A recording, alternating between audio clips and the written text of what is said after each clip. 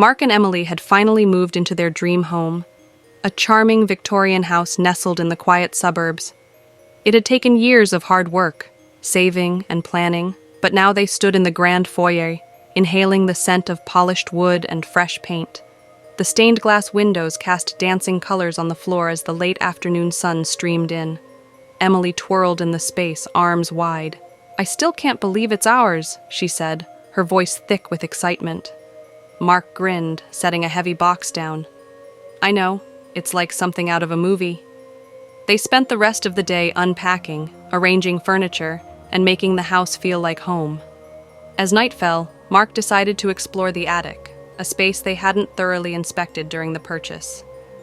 With a creak, he pushed the old wooden door open and was immediately hit with the scent of dust and forgotten history.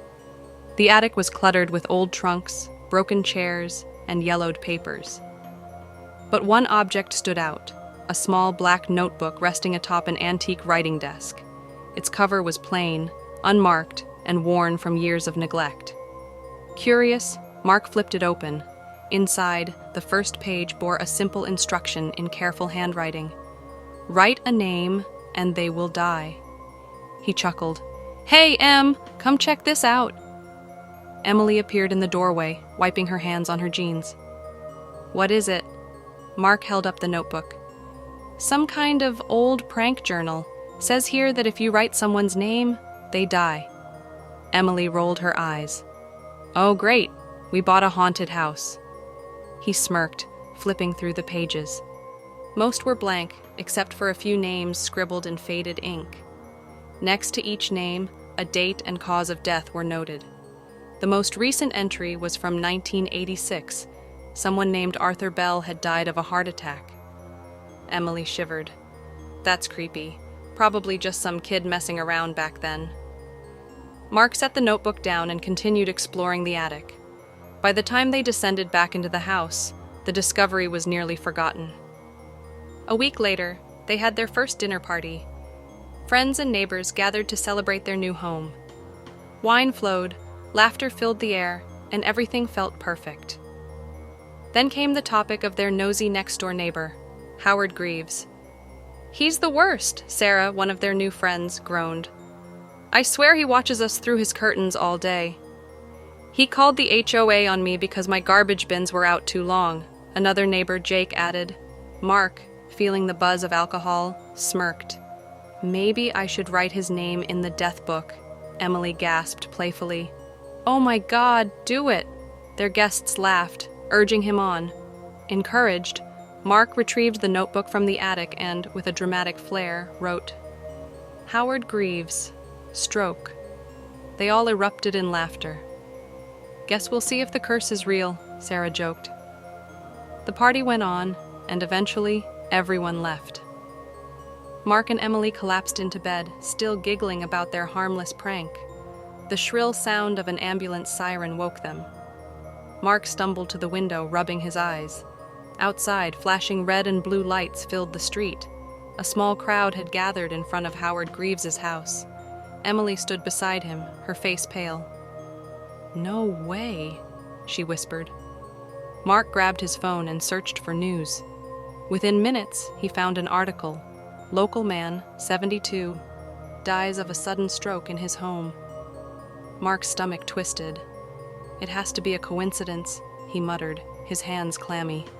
Emily looked at him, her eyes wide with fear. "Mark, what if it's not?" The fear gnawed at them for days. Neither spoke of the notebook, but it sat on their nightstand, a silent weight pressing on their minds. Then, late one night, curiosity got the better of Mark. "What if we tested it again?" Emily recoiled. "Mark, someone died." "But what if it's real? We could use it for good." She hesitated, biting her lip. "Like how?" Mark sat up. "That serial killer on the news, Derek Langley. He's been on the run for months. What if we wrote his name?" Emily swallowed. "If it works, we'd be murderers. But if we don't, he'll kill more people." Silence stretched between them. Then, with trembling fingers, Emily opened the book. Mark took the pen and carefully wrote, "Derek Langley." car crash. They waited. The next morning, the news flashed. Fugitive Derek Langley dies in fiery car wreck. Emily dropped her coffee mug. The liquid seeped into the carpet, unnoticed. "It's real," she whispered. They tried to stop, they really did. But the temptation was too great. At first, it was criminals, murderers, rapists, child traffickers. Each time, the deaths came as described. They felt like vigilantes, unseen gods punishing the wicked. But then it became easier. The boss who denied Mark a promotion, the barista who always got Emily's order wrong, the driver who cut them off in traffic. One by one, names filled the pages. One by one, people died. The house grew darker. Shadows seemed to stretch longer. The air felt thick, suffocating. The walls groaned at night, whispering guilt into their ears. One evening, Mark stormed into the house, fists clenched. "I lost my job. They fired me for unknown reasons after everything I've done for them." Emily, hunched over the notebook, looked up with empty eyes. "Write their names." Mark didn't hesitate. He scribbled the CEO's name, followed by 3 others. That night, before they could even sleep, there was a knock at the door. A man in a long black coat stood under the porch light, his eyes shadowed. "You've been using something that does not belong to you," he said calmly. Mark swallowed hard. Who are you?" "The rightful owner of that book," the man said, stepping inside uninvited. "And it's time to settle the debt." Emily clutched Mark's hand. We didn't mean..." "You've taken too many lives." The man smiled. "Now it's time to take yours." The lights flickered. The walls seemed to close in. The air turned to ice.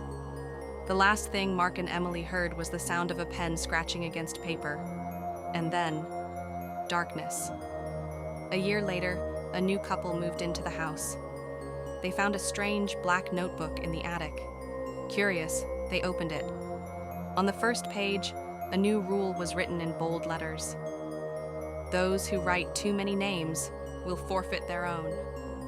The couple laughed. What a creepy little joke. And so the cycle began again.